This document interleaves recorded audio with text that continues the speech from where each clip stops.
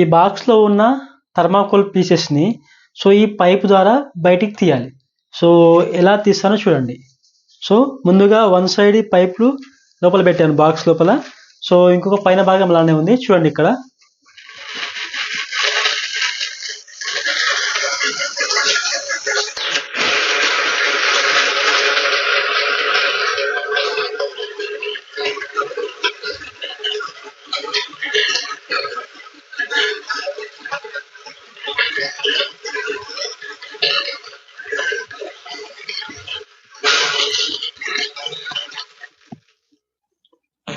చూడండి box empty అయింది. So ఈ ప్రిన్సిపల్ మీద బేస్ చేసుకొని వర్క్ చేసేదే vacuum cleaner. For more videos subscribe to my channel. Thank you.